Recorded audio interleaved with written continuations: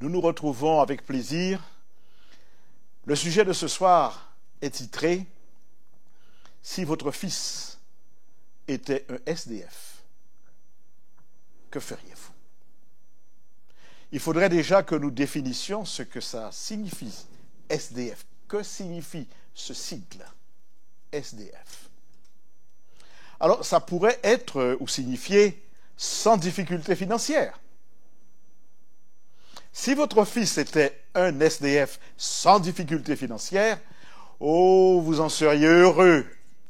Et en même temps, vous autres serez sans difficulté financière, parce que je pense qu'il serait assez généreux pour partager avec vous ses bénéfices et ses avantages financiers. Mais la seconde définition, sans domicile fixe. Il y a plusieurs raisons qui font que des personnes soient sans domicile fixe. Ce ne sont pas forcément des marginaux qui, parce qu'ils sont tombés dans la drogue ou l'alcool, sont finalement à la rue. Il y a des personnes qui sont à la rue parce que la situation est difficile, ils n'ont pas réussi à se réinsérer après l'emprisonnement ou après une situation difficile, sociale ou autre.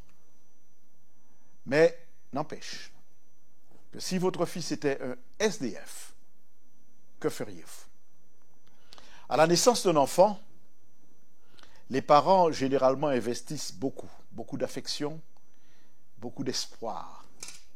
Beaucoup d'espoir de voir ce petit être grandir dans les meilleures conditions et finalement devenir un enfant heureux, un adulte heureux, épanoui et qui réussit dans la vie. Tout parent a envie de voir son enfant réussir dans la vie, devenir, comme on dit généralement, quelqu'un. Mais en fait, tout le monde est quelqu'un. Mais cette expression est utilisée pour indiquer quelqu'un de bien inséré dans la société. C'est le rêve de tous les parents. Victor Hugo a écrit « Lorsque l'enfant paraît, le cercle de famille applaudit à grands cris. » La joie de recevoir un enfant, ce qui n'est pas égal pour les pays orientaux.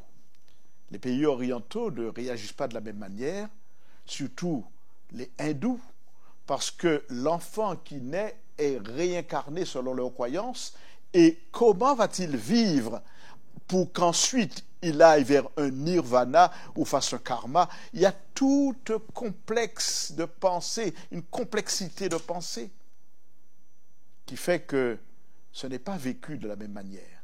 Mais dans le monde occidental, la déclaration, le poème de Victor Hugo est très à propos.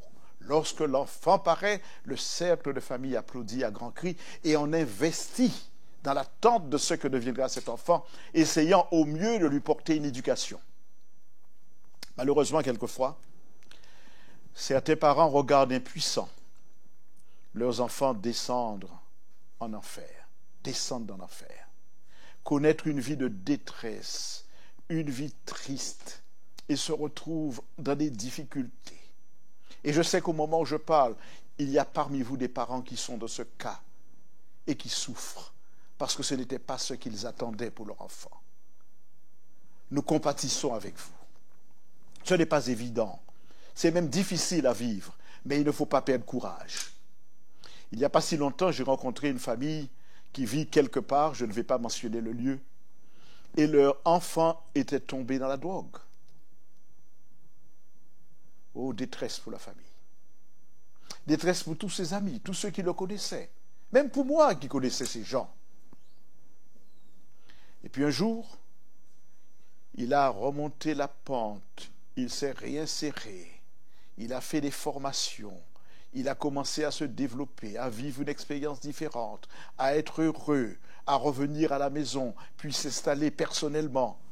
Oh, la réjouissance de voir cet enfant revenir à son bon sens et revenir à la maison. Il n'y a pas de vie sans espoir.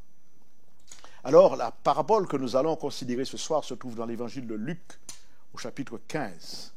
Et nous lirons tout d'abord au verset 11. Un jeune homme va trouver son père. Et la parabole dit ceci. Un homme avait 2 fils. Le plus jeune, souligné, le plus jeune, dit à son père, « Mon père, donne-moi la part de bien qui doit me revenir. » Et le père leur partagea son bien. Le plus jeune dit à son père, « Donne-moi ma part de bien qui doit me revenir. » Vous savez qu'en Orient, où la parabole est présentée par le Christ, la fortune, la richesse, les avoirs restaient dans la famille. Par conséquent, on ne s'attend pas à ce que ce soit le plus jeune qui vienne chercher son héritage. Deuxièmement, l'héritage s'obtient à la mort des parents. Quand bien même nous voudrions accepter qu'il ait une part d'héritage, il faudrait attendre que son père décède pour bénéficier de l'héritage. Non, il ne veut pas attendre. Il veut la part de l'héritage qu'il exige, qu'il estime lui appartenir. Et la parabole continue en disant, le père lui partagea ses biens. Je pense que ça n'a pas été facile pour lui de le faire, mais il le fit. Et alors, peu de temps, ou peu de jours après, lisons-nous au verset 13, le jeune ou le plus jeune fils ayant tout ramassé, partit pour un pays éloigné où il dissipa son bien en vivant dans la débauche.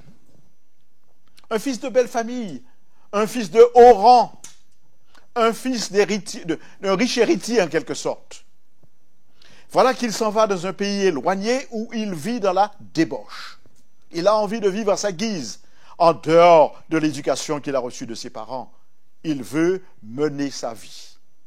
Mais notez bien qu'il partit pour un pays éloigné. Il partit pour un pays éloigné.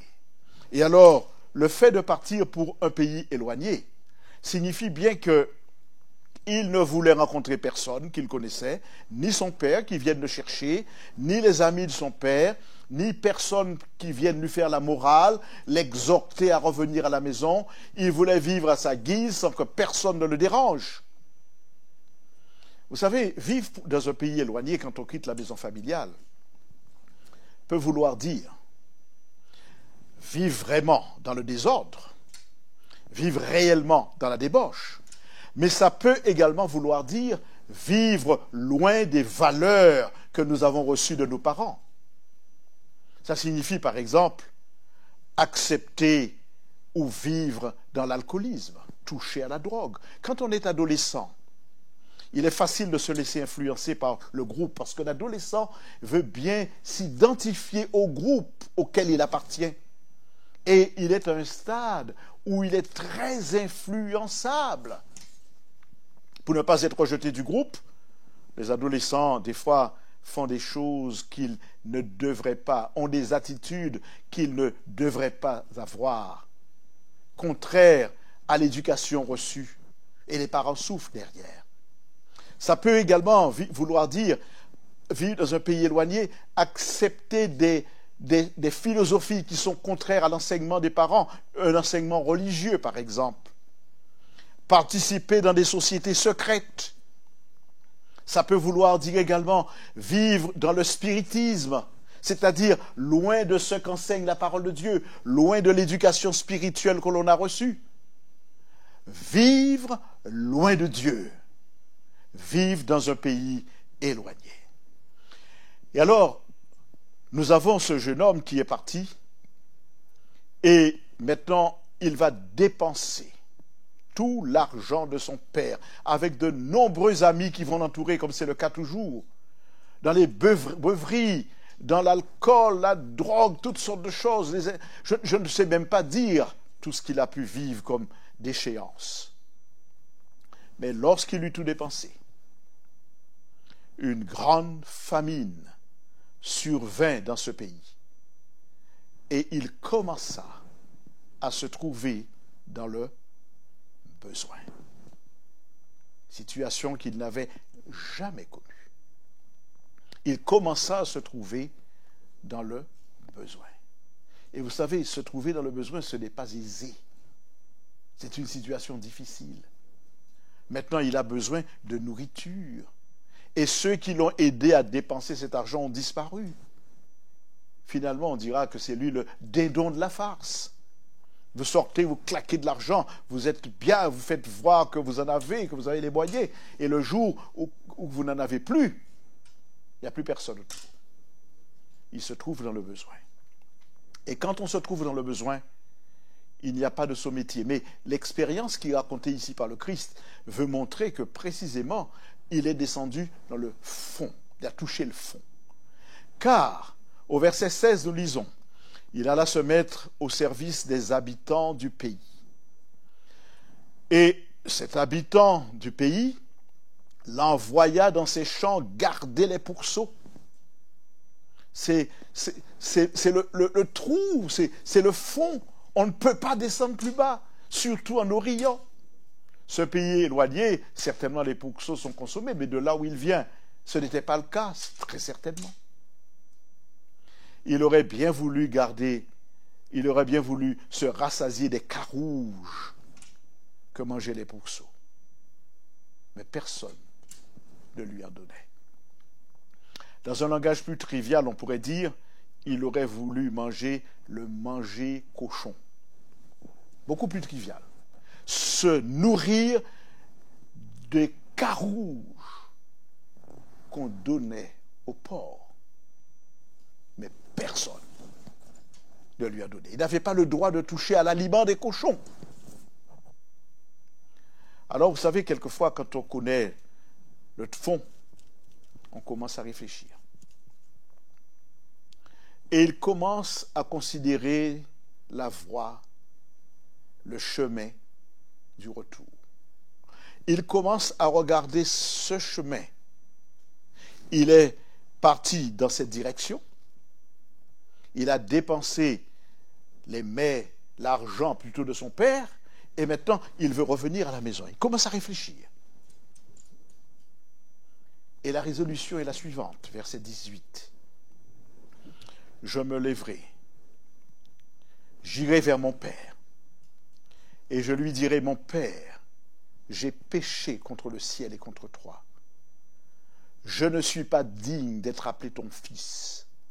Traite-moi comme l'un de tes mercenaires. Formidable. Belle résolution.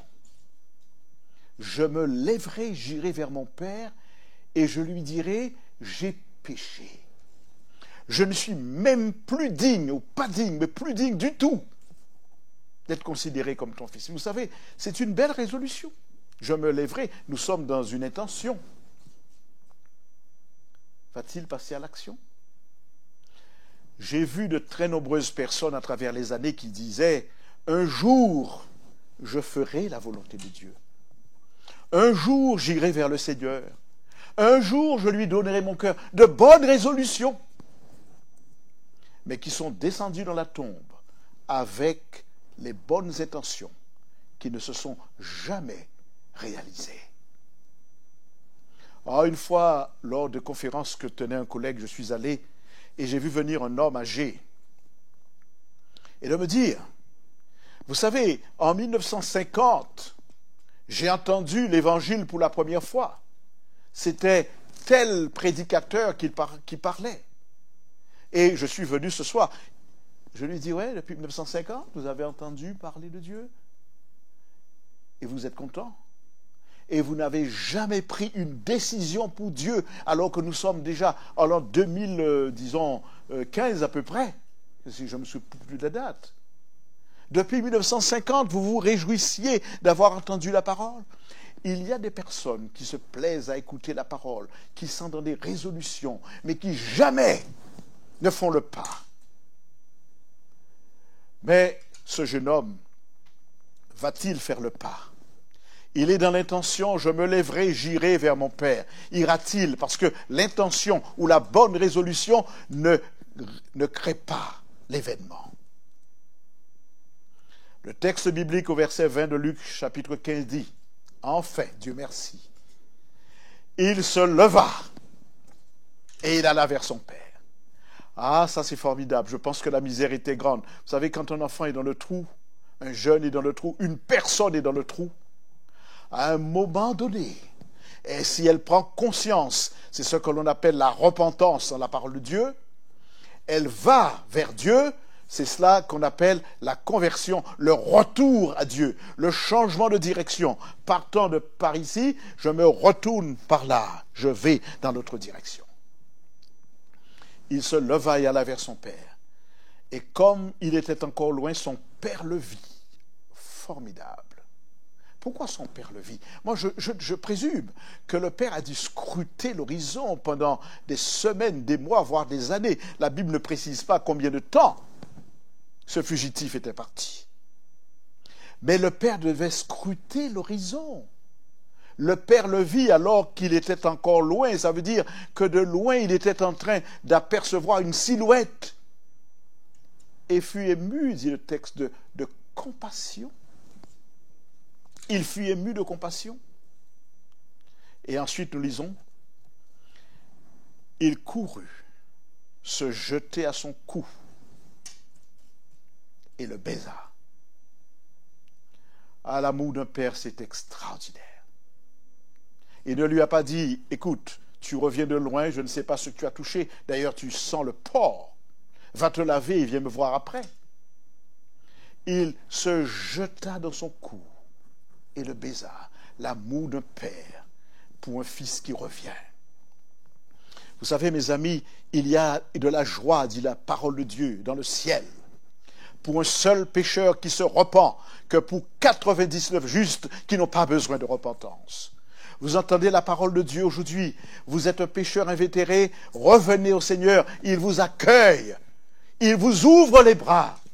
Parce que le Christ est mort sur la croix pour racheter l'humanité. Il a payé le prix de la culpabilité. Et il vous accueille encore aujourd'hui. Lors de service baptismal, ça se passe en Guadeloupe. Il y avait 240 personnes dans l'eau ce jour-là, en train d'être baptisées. Les pasteurs étaient alignés dans la mer. Ils étaient à peu près 10 et 24 personnes qui devaient être baptisées par pasteur. Grande journée de conversion, de témoignage et de baptême.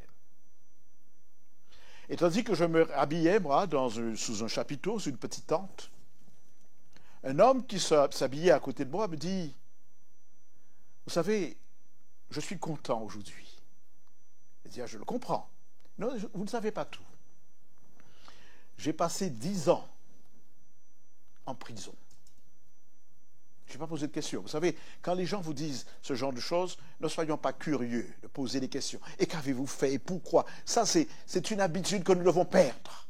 Elle n'est pas bonne. Trop de questions. Je ne lui ai pas posé de questions. Et lui, il a ajouté, j'ai été libéré l'année dernière. Mais je vous avoue, pasteur, que c'est aujourd'hui que je suis réellement libre. Et je me suis réjoui avec lui. Libre dans le Seigneur Jésus. Libéré de la prison il y a 1 an, mais aujourd'hui qu'il a confessé publiquement le nom du Seigneur dans les eaux du baptême, qu'il est passé par la repentance, la conversion, le retour à Dieu ou l'arrivée à Dieu, il est complètement libre. Et c'est ce à quoi nous sommes tous appelés. Le Fils arrive donc vers le Père. Il disait, je lui dirai, j'ai péché, mais il va tenir à cet engagement. Et il lui dira, mon Père, j'ai péché contre le ciel et contre toi. Je ne suis plus digne d'être appelé ton fils. Notez bien l'expression, mon Père, j'ai péché. Il faut appeler le péché par son nom. Aujourd'hui, nous avons un groupe, une catégorie de psychologues qui vont vous parler de complexes, complexes d'émancipation, complexes d'Oedipe. Tous les noms sont donnés aux complexes pour ne pas mentionner une réalité qui s'appelle le péché. Et la psychologie, une certaine forme de psychologie, utilise cette déviation. Le jeune homme peut dire à son père, j'avais besoin de faire mon expérience, j'avais besoin de connaître autre chose, j'avais besoin de liberté, j'avais besoin d'émancipation. Non! La misère dans laquelle il est tombé lui a permis de comprendre. Et il dira à son père, j'ai péché. Je ne suis pas digne d'être appelé ton fils. C'est bien de dire au Seigneur, oui Père, j'ai péché. J'ai péché. Et pas, j'ai cherché une émancipation. Ce sont des excuses et ce n'est pas la preuve d'un véritable retour à Dieu. Alors le Père se réjouit. Le texte biblique dit au chapitre 15, verset 22, « Mais le Père dit à ses serviteurs, apportez-lui la plus belle robe et la revêtez. Mettez-lui un anneau au doigt. » Anneau qu'on avait dû certainement enlever en partant, parce qu'on ne part pas comme ça dans la débauche avec l'anneau familial de distinction. Remettez-lui, peut-être pourrait-on écrire, je suppose, mais il est écrit, mettez-lui un anneau au doigt et des souliers aux pieds. Oui, mettez-lui un anneau au doigt. Donnez-lui des chaussures. Réjouissons-nous. Amenez le veau gras, dit le texte, verset suivant, et tuez-le. Mangeons et réjouissons-nous, verset 23. Oui, réjouissons-nous, car mon fils que voici était mort, et il est revenu à la vie. Il était perdu, et il est retrouvé. Et ils commencèrent à se réjouir. Mon fils que voici était mort. Était-il physiquement mort? Non. Mais le Père considérait ce départ loin de lui comme une mort. Et maintenant, un retour à la vie à la maison. L'apôtre Paul eut à écrire aux Éphésiens et à nous par extension, dans le 2e chapitre du livre qui porte le nom de ce peuple éphésien, au chapitre 2 et au verset 1 et 2. Vous étiez morts par vos offenses. La même expression revient. Pour Dieu, celui qui vit dans les offenses est considéré comme mort, bien que vivant physiquement. Vous étiez morts par vos offenses et par vos péchés dans lesquels vous marchiez autrefois, selon le train de ce monde, selon le prince de la puissance de l'air et de l'esprit qui agit maintenant dans le fils de la rébellion. Vous étiez morts par vos offenses. Vous savez, chers amis, vous pourriez dire, non, je suis bien vivant, je respire, comme disait un élève à l'époque. Vous pouvez respirer, c'est possible de boire et de manger, mais pour Dieu, spirituellement, vous êtes morts. Et Paul de le dire clairement, vous étiez morts par vos offenses et par vos péchés. Il parle à un peuple de convertis, un peuple de personnes qui étaient parties et qui est revenu, ou un peuple qui n'avait pas connu Dieu et qui était venu. Vous étiez morts par vos offenses, parce que ne pas connaître Dieu et vivre en dehors de Dieu est une mort spirituelle certaine. Nous avons mentionné hier pourquoi le premier Adam a péché et l'humanité entière en Adam était sans Dieu. C'est pourquoi en Christ, le second Adam s'est manifesté pour racheter l'humanité. Et c'est la raison pour laquelle le Christ eut à dire à des hommes, vous avez pour père le diable. Maintenant, ceux qui reviennent au Seigneur et qui l'acceptent comme Seigneur dans leur vie, comme sauveur personnel, il les accueille. Et Paul d'ajouter d'ailleurs, en considérant son propre témoignage, nous tous, nous étions de leur nombre et nous vivions autrefois selon les convoitises de notre chair, accomplissant les volontés de la chair par nature des enfants de colère comme les autres. Mais Dieu, qui est riche en miséricorde, à cause du grand amour dont il nous a aimés, nous qui étions morts par nos offenses, nous a rendus à la vie avec Christ. C'est par grâce que vous êtes sauvés. Nous n'avons aucun mérite. Nous sommes sauvés par grâce. Ne cherchez pas à devenir parfait et tout régler dans votre vie et ensuite en disant au Seigneur, je viens à toi. Ça signifierait que vous avez fait vous-même grâce à vos péchés. Ça signifierait que vous êtes vous-même, vous avez fait la rédemption de votre vie, vous personnellement. Non, nous sommes sauvés par grâce. Nous étions tous des enfants de colère, considérés par Dieu comme morts, et il nous a rendus à la vie par Jésus-Christ. Quelquefois, quand nous avons des conversions, quand vous acceptez le Christ dans votre vie, vous trouverez des personnes pour dire, et après que cette dame ou ce monsieur ait fait tant de choses et mené une vie aussi débauchée, cette personne vient à Christ et elle croit que le Christ lui pardonnera. Et vous avez d'autres qui se considèrent comme bien meilleurs que vous. Ce fut le cas également dans la parabole qu'a racontée Jésus. Au verset 25 et 26 de l'évangile de Luc, chapitre 15, que lisons-nous? Or, le fils aîné était dans les champs lorsqu'il revint et approcha de la maison. Il entendit la musique et les danses. Il appela le de ses serviteurs et lui demanda ce que c'était. Ce serviteur lui dit, ton frère est de retour. Et parce qu'il l'a retrouvé en bonne santé, ton père a tué le veau gras. Loin de se réjouir, le texte dit, il se mit en colère et ne voulut pas entrer.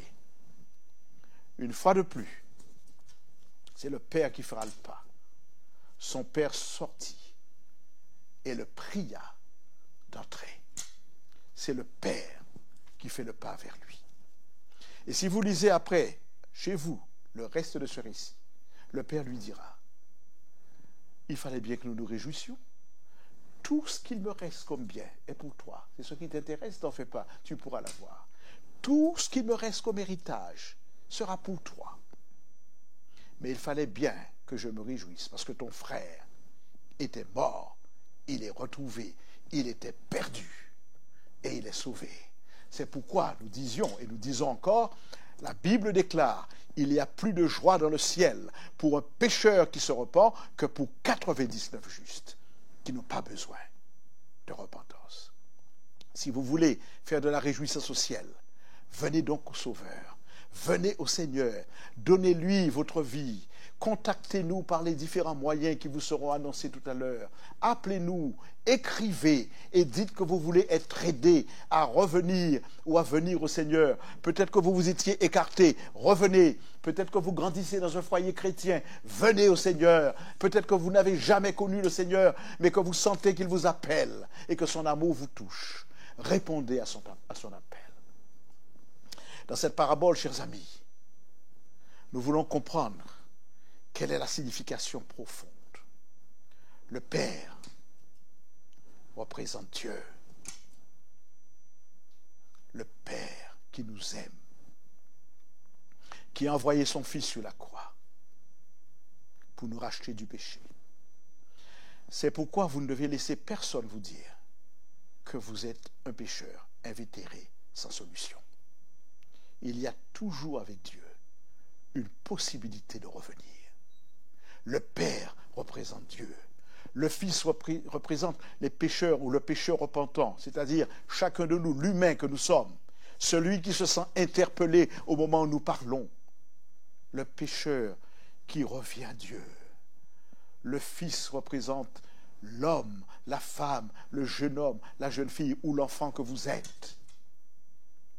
Le Père vous accueille, les bras grands ouverts. Le Seigneur vous accueille, les bras grands ouverts. Il est heureux que vous veniez ou que vous reveniez à lui. Le frère représente le propre juste qui estime qu'il n'a même pas besoin d'être pardonné, qu'il est bon par lui-même et par conséquent qu'il ne veut pas regarder celui qui revient à Dieu. La Bible nous présente une parabole que le Christ a racontée ailleurs. 2 hommes sont montés au temple pour prier. Un publicain et un pharisien. Le publicain se frappait la poitrine, baissant la tête et disait, Seigneur, je ne suis pas digne. Pardonne-moi.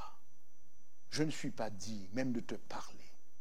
Et le pharisien, lui, se frappant la poitrine autrement, disait, je te remercie, Seigneur, de ne pas être comme le reste des hommes. Je donne des offrandes, je fais du bien. Je te remercie de ce que je suis. Et le Christ conclut, lequel de deux partit pardonner à sa maison et sanctifier? Le publicain, celui qui reconnaissait son état et qui sentait son besoin du Seigneur.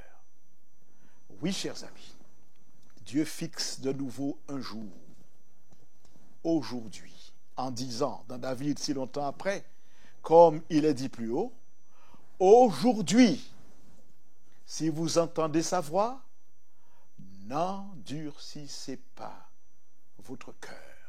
Ne résistez pas à l'appel que vous fait le Saint-Esprit maintenant. N'endurcissez pas votre cœur. Abandonnez-vous à l'appel de Dieu et à son amour et venez, tandis qu'il vous appelle, à lui donner votre vie. Si vous entendez sa voix, n'endurcissez pas votre cœur. Je vous invite à lire à nouveau cette diapo. Nous allons lire encore ce texte d'Hébreux chapitre 4, verset 7. Dieu fixe de nouveau un jour, aujourd'hui, si longtemps après. Pour certaines personnes, ça fait longtemps que Dieu les a appelés. Mais il fixe de nouveau un jour, maintenant. Vous ne savez pas ce que demain va enfanter. On raconte qu'en 1755, un conférencier avait à Lisbonne une grande rencontre d'évangélisation sous chapiteau, ou dans une salle quelque part. Peu importe, en tout cas un lieu. Et alors, à un moment, il a parlé du Seigneur et il a dit à l'assistance, la semaine prochaine, dimanche prochain, je vous appellerai à la repentance. Restez en contact, rentrez chez vous. Dimanche prochain, je vous appellerai à la repentance et à la conversion.